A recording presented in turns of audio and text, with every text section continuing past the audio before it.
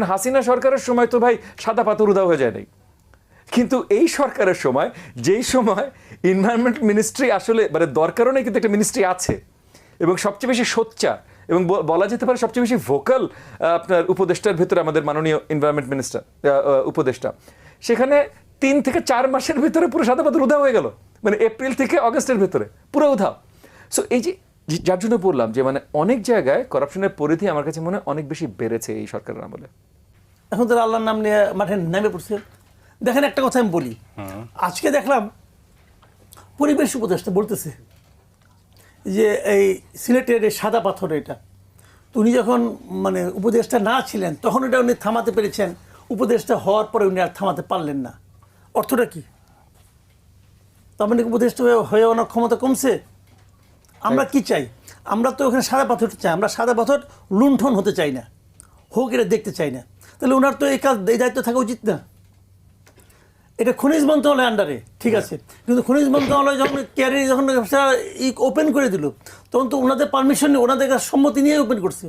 সম্মতি উনি দিলেন কেন? উনি এত বুঝেন, এটা বুঝেন না নাকি উনি শেয়ার পাইছেন?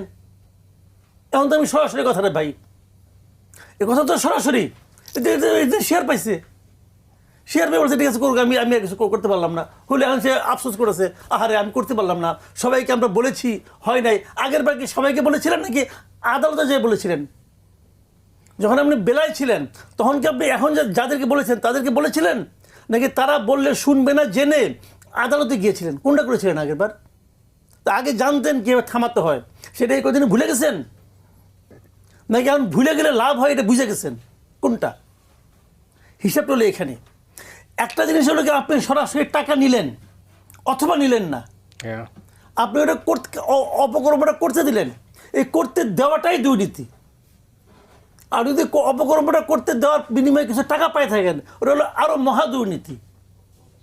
এখন তো আপনি করছে, আপনি তো দুর্নীতির মধ্যে পড়ে গেছেন রে ভাই। তো এরকম সব মন্ত্রণালয়ে হচ্ছে, এগুলো হচ্ছে। একটা জায়গায় আপনি বলেন এটা পৃথিবীর কোথাও হয়?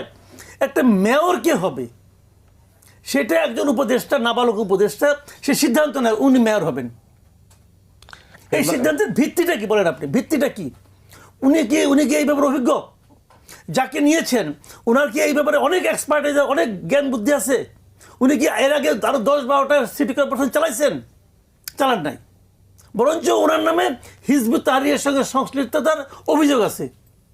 তার জন্য আপনি চিঠি লেখলেন কাছে, মানে কি বলে, জনপ্রশাসন মন্ত্রণালয়কে, যে ওনাকে নিয়োগ দেওয়া হোক, ওনার সম্পর্কে আমি ভালো জানি। খোঁজ দিয়ে কি জানলাম উনি আরেক উপদেষ্টার ভাই, কাজিন। এটা এদের একমাত্র যোগ্যতা। দেশ চলছে এইভাবে। এটা কি দুর্নীতি না? ওই লোক এসে প্রথম কি কাজ করছে, গাবতলি হাটটা যে প্রতি বছর ইজারা দেয়, ওই ইজারা দেয় নাই, ওনার লোক টাকা উঠাবে। কয় টাকা উঠছে কেউ খবর দিচ্ছে? ভাই যে যেখানে পারতেছে সেখানেই সুযোগ নিচ্ছে। আচ্ছা, এখন কি টাকা পাচার হচ্ছে? এটা নতুন কৌশল শুনেছেন কিছু? না, এটা শুনিনি তো। এখন শুনছি যে বিটকয়েনের মাধ্যমে। ও আচ্ছা, হ্যাঁ এটা শুনেছি,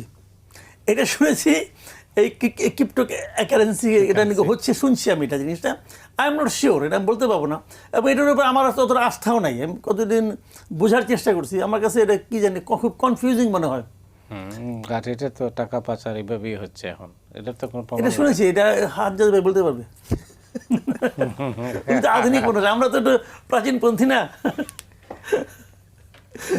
ভালো বলেছেন। করাপশন, যে কারণে আমরা, যেটার বিরুদ্ধে সবচেয়ে বেশি মানুষ সোচ্চার ছিল, মানুষ পরিবর্তন চেয়েছে, সাথে বলছে যে দুর্নীতিটা বন্ধ হোক।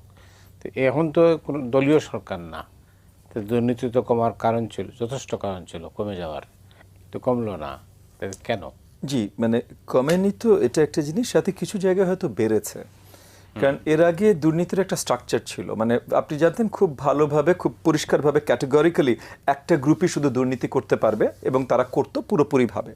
কিন্তু তারা আবার অনেক বছর করতে করতে একটা জায়গায় চলে এসেছিল যে কতখানি কত খাওয়া যাবে। সো বাট তারপরও তারা হয়তো ওই কন্ট্রোলের মধ্যে ছিল না বলেই অর্থনীতির এই বেহাল অবস্থা হয়েছিল।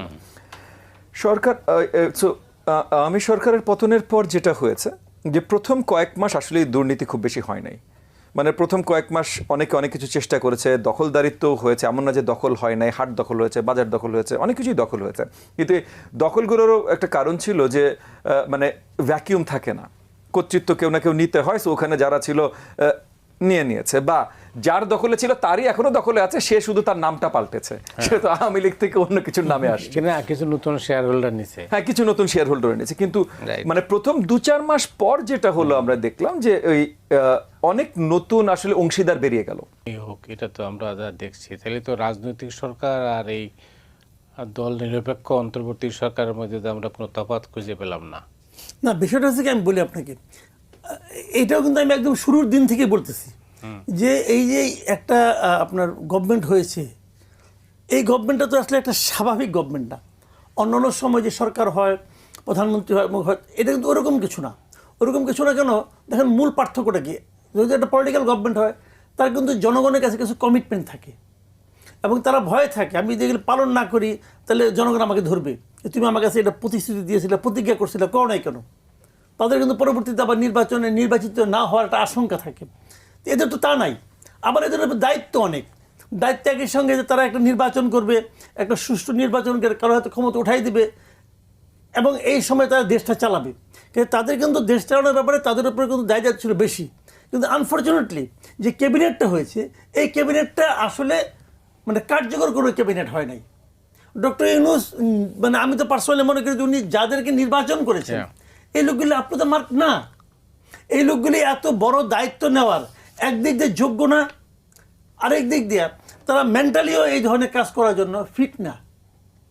তারা নানাভাবে ছোটোখাটো কাজ করে একদিন আসছে এবং সেখানেও তারা নানা রকম গ্যাঞ্জাম করছে, নানা রকম মানে বিতর্কের মুখে পড়ছে। সেই লোকগুলিকে আইনে আপনি দিয়েছেন দেশ চালানোর।